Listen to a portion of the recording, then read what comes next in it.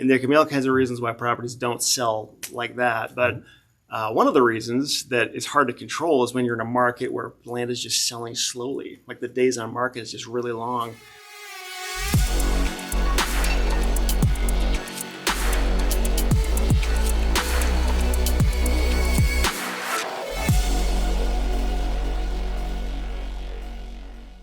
Hey, real estate investors. We are here at RETipster's headquarters with Seth Williams from RE Tipster, one of my favorite podcasts and YouTube channels out there. Why? I'm going to let him go into a little more depth of why I love it and why you're going to fall in love with it as well. Seth? Thanks for having me. Yeah, absolutely. Yeah. Excellent. So one of the questions I had when it comes to how you got started, right? I followed along RE Tipster. You have a lot of followings. Mm-hmm. How did you start that up? How did you decide I want to do this? Yeah. So for me, it started in 2012 after I had been working as a land investor for about 5 years. And I was at the point where I had kind of gained a fair amount of head knowledge about how things work. And I had some firsthand experience about like things that were really difficult, things that I was having a hard time with.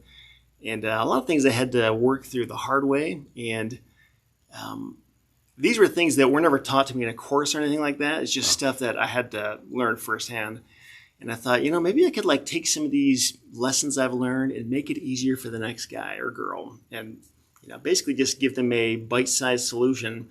And in the process of starting to make blog posts and videos, I found that like I really enjoyed the work. Like it was a ton of fun for me to take complex ideas and just make it simpler and easier for people. I love it.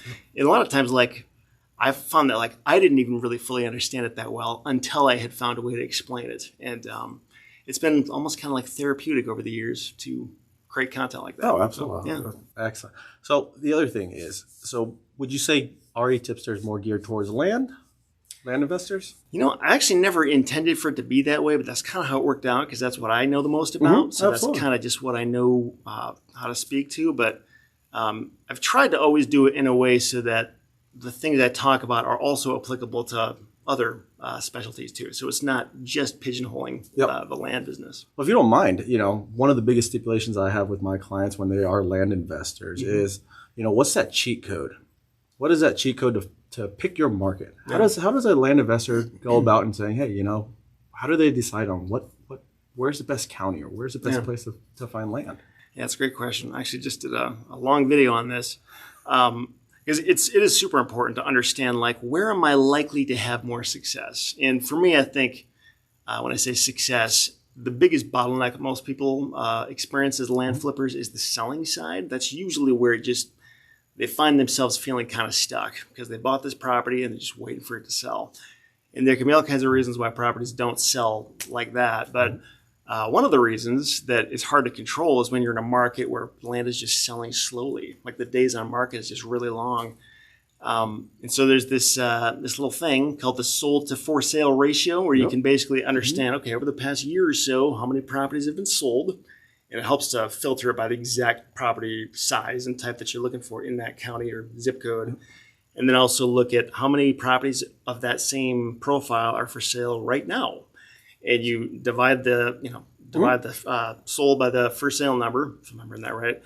And when you see a number of 1, that's basically perfect equilibrium, where it's like, okay, there's this same number was sold that are currently for sale.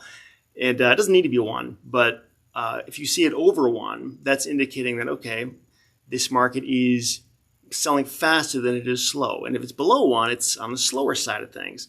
And I usually try to stay between 0.75 to 1.5. And I don't know that there's anything magic about those numbers, but it's just it's in a realm that's or a range that I think is acceptable. Like it's not going to sell so fast that it's going to be too hard to find deals, but it's also not so slow that you're going to be sitting on properties forever. I love it. So yeah. Excellent. And then another filter that I like to use when I'm looking for land activity is days on the market for land. That is a key component for me. That go hand in hand as well, right? Yeah. Yep.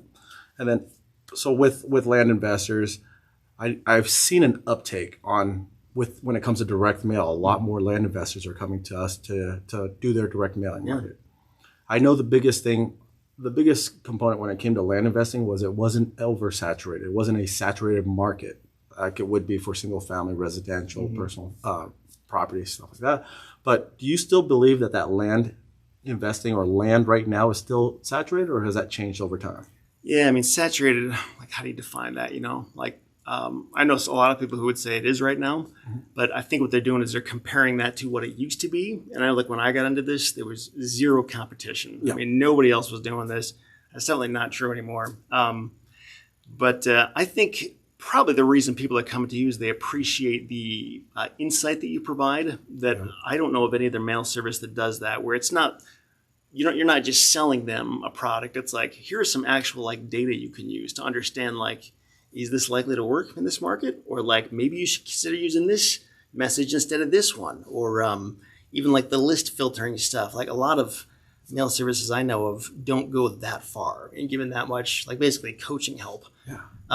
So that's huge. I mean, even I, like, there's all kinds of times when, like, I second guess myself, or I'm not sure if I'm doing it right, and I would love to have somebody else's input just to, like, even if they're not, like, push it over the needle. Yeah, exactly. Yeah. Just to help me understand, like, I'm not crazy for thinking this will work, because Phil thinks it's going to work too. Yeah, I love it. Hey, thanks for the shout out there as well for RE PrintMail. I guess at this point, hey, you know what? I want to thank you for your time. I don't want to take up any more of your time because I know you're here in St. Louis for an event and you took some time out of the day, but I definitely appreciate you stopping by at RE PrintMail. You're welcome anytime back. We'd love to have you. Thanks for having me. Appreciated the video tour we got to do. It was awesome to see how this place works, and keep up the good work. Awesome, Seth. Well, guys, thank you so much. Definitely follow RETipster on the YouTube channel. Listen to his podcast. It's all informative, all educational. Not there to sell you anything, but, more insight, better tricks.